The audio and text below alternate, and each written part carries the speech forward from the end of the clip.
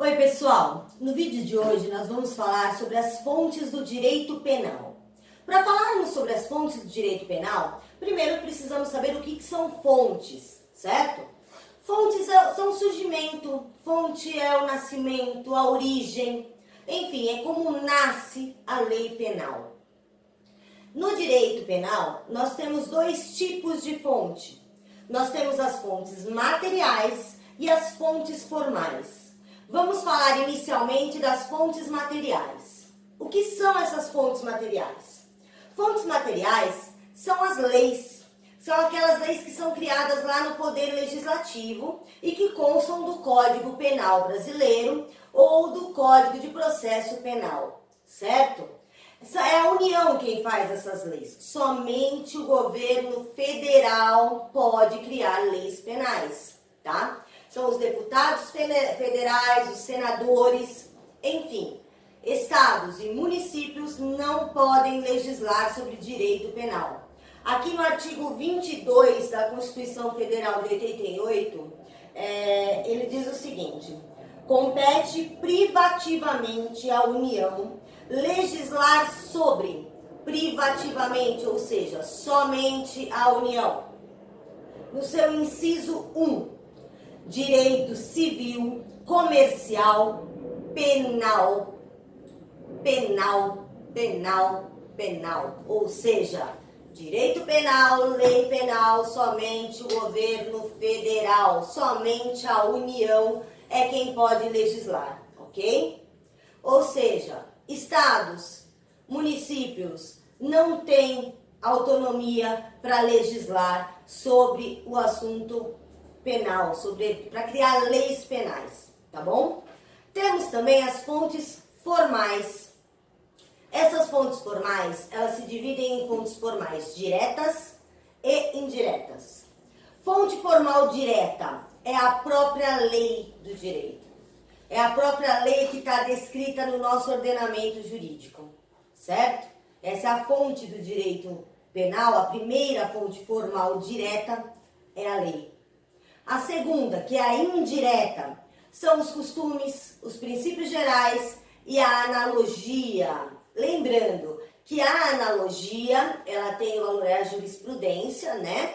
E ela somente pode ser usado bona parte. O que isso significa? Que é em benefício do réu, certo? Eu não posso fazer uma analogia que não traga benefício ao réu. Se nós formos aqui, nós pegarmos a lei número 4.657, de 4 de setembro de 1942, que nada mais é do que a LINDB, a Lei de Introdução às Normas do Direito Brasileiro, nós temos no seu artigo 4º dizendo o seguinte: quando a lei for omissa, o juiz decidirá o caso de acordo com a analogia, os costumes e os princípios gerais do direito. Enfim, as fontes formais do direito, elas indiretas, né?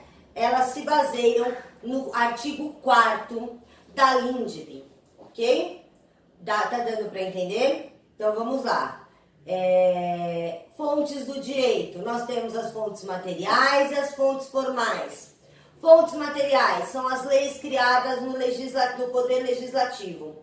Ou seja, quando você tem algum caso, né, algum problema, que não tem uma lei falando sobre esse problema, a fonte material que você vai buscar é o quê? Joga lá para o Poder Legislativo, para os deputados federais, para os senadores aprovarem uma lei falando sobre isso. Já as fontes formais são aquelas que a gente usa para julgar, né, que o juiz usa para julgar.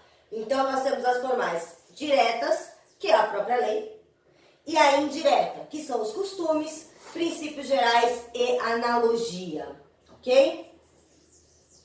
Vamos falar agora da tipicidade. O que é a tipicidade? A tipicidade é a conduta, é o enquadramento da conduta do réu na norma penal, na lei.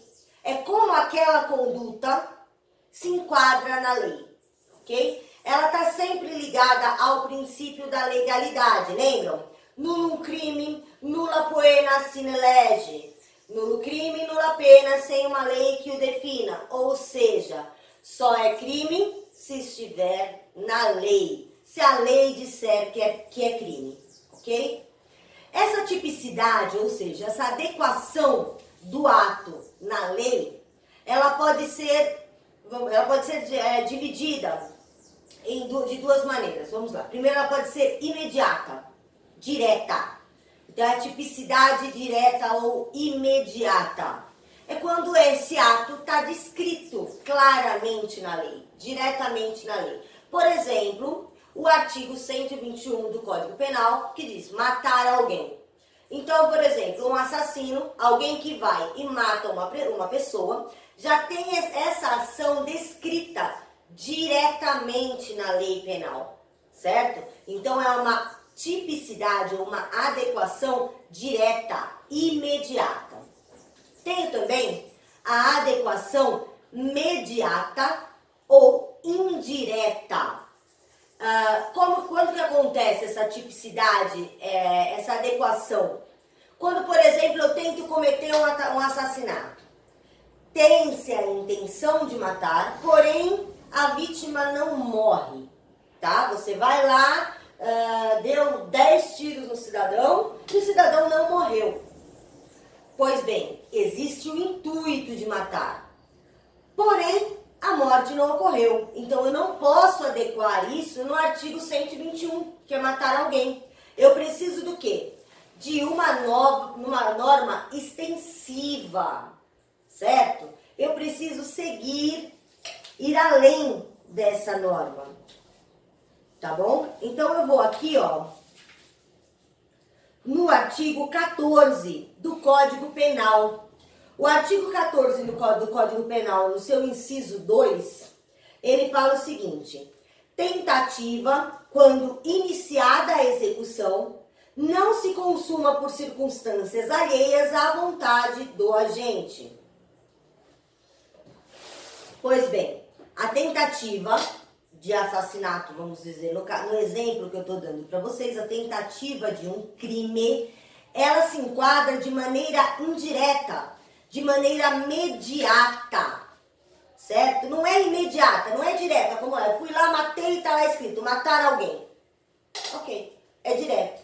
Eu tentei matar, eu tentei me enquadrar, vamos dizer assim, no artigo 121 do Código Penal. Porém, eu não me enquadrei nele. Eu preciso de uma extensão, eu preciso de uma norma extensiva para classificar essa tentativa de assassinato, ou tentativa de furto, de roubo, seja lá o crime que tiver sido cometido, ou tentado, certo?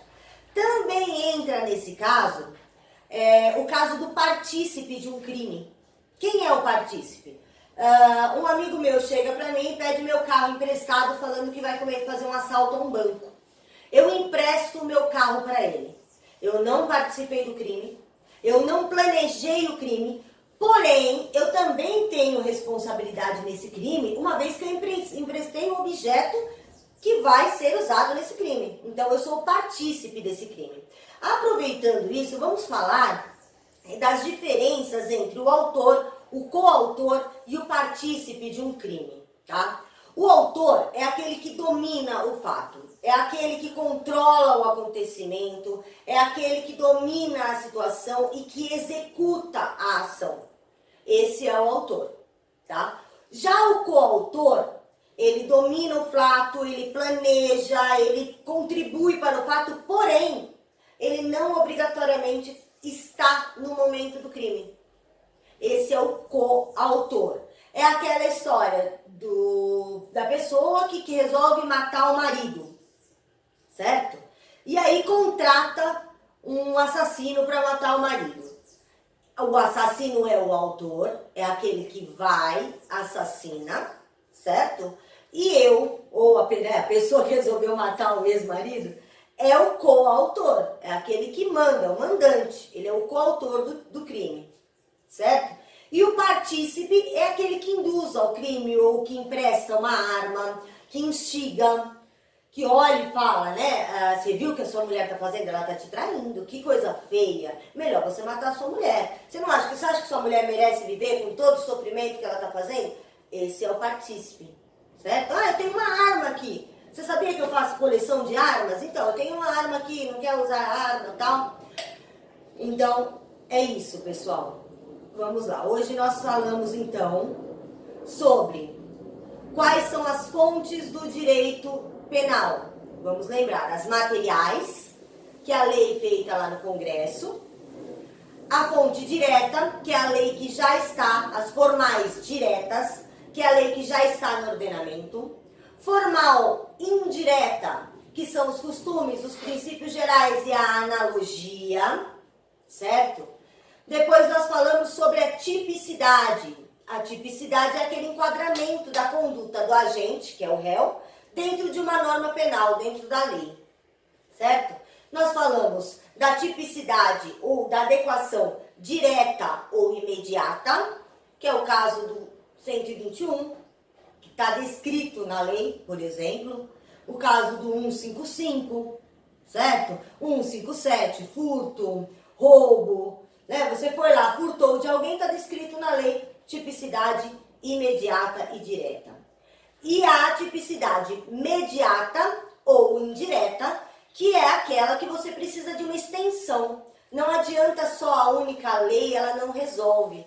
Quando, no caso, por exemplo, da tentativa de assassinato, você não cometeu o assassinato. Então, o artigo 121 do Código Penal não resolve, ele não descreve a sua atitude.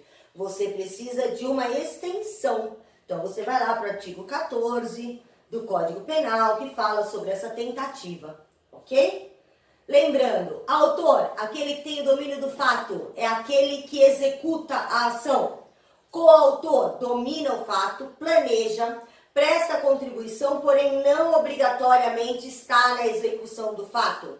E partícipe, é aquele que induz ao crime, aquele que empresta o carro, empresta a arma, dá condições para que o crime aconteça, ok? Espero que tenha dado certo, pessoal, que vocês consigam entender direitinho. Qualquer dúvida é só entrar em contato comigo. Obrigada, beijo, tchau!